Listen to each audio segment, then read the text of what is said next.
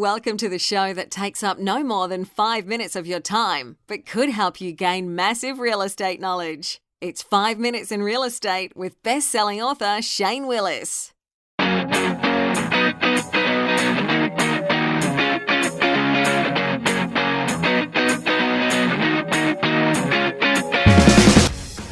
Hello, Shane Willis, the Pensacola real estate expert, bringing you today's episode. Today I'm going to talk about an article I saw on CNBC by David Bach. And if you don't know who David Bach is, just run a quick Google search. You'll find there's a book out there that was on the New York Times bestseller list for like 31 weeks. And he's called The Automatic Millionaire. I actually met David in the mid-90s when I was working in financial services. He came to town. He was promoting a product that was talking about different types of investing.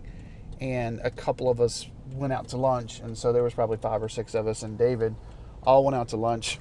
Of course, it was at McGuire's, because where else are we going to go to lunch if you're in Pensacola? I guess the Fish House would have been a good choice too. But anyways, there's a lot of good choices here. McGuire's is where we decided to go because he wanted a nice beer and a nice steak, and that's where we decided to go. That is irrelevant. Let's talk about why I was liking this article.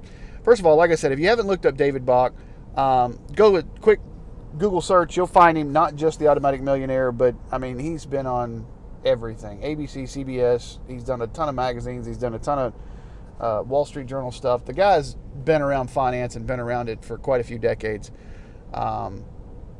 So anyways, a trusted source. In the article at CNBC, and if you're getting the tips and tricks, I'm going to put a link to the article and the tips and tricks that we've got here today. But in the article, he talks about, and I think the article's title is Millionaire's Message to Millennials. So the Millionaire's Message to Millennials, and he talks about how you do not want to rent, you must buy. And I found it fascinating that some of the statistics he came up with, and he said that homeowners are worth 40 times more than renters. So if you're working on financial safety, financial everything, it seems like buying a home is a no-brainer. But it does go on to say that you're not going to get your dream home to begin with. It may just need to be a studio, or it may need to just be a small townhome. Inventory is really tight on first-time home buyers right now in our area. But that's just not our area. That's around the country. I think that was one of last week's episodes, that it's just really, really, really tight right now. So as a first-time home buyer,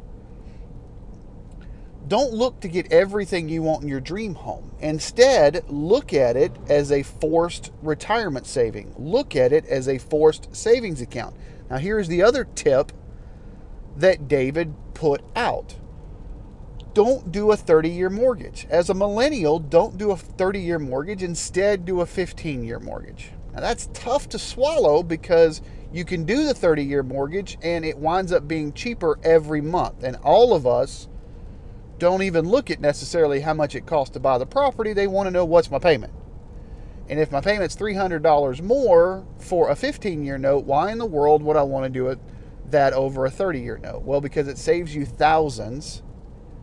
And if you're 25 years old, that means that you're getting paid off by the time you're 40, as opposed to, 55? Well, that's a big difference. All of a sudden the house is paid off. You don't have that payment anymore. Does it take some sacrifices up front? Yes. But he talks a lot about this in The Automatic Millionaire, which is a great book, by the way. You can find it on Amazon, I'm sure, and they probably still have it at the couple of bookstores we got here in town, because it's just been a bestseller forever. But he goes on to talk about that, to do a 15-year note. Now, I've got ways that I've taught a lot of my clients how you can actually get a 30-year note but make a 15-year payment. That takes even more discipline, though. Yes, I can show you how to accomplish the same thing with a 30-year note, but that takes a lot of discipline, especially around Thanksgiving, Christmas, when your regular payment is due and you're supposed to make an extra payment or pay that 15-year payment so you can pay it off, there's a lot of people I see falter that. So although it is an option, it's not one that I would recommend to many people that are trying to build wealth through owning real estate. So here's the bottom line. Whenever a well-respected millionaire gives investment advice, people usually come to listen. David Bach is definitely a millionaire, time and time over.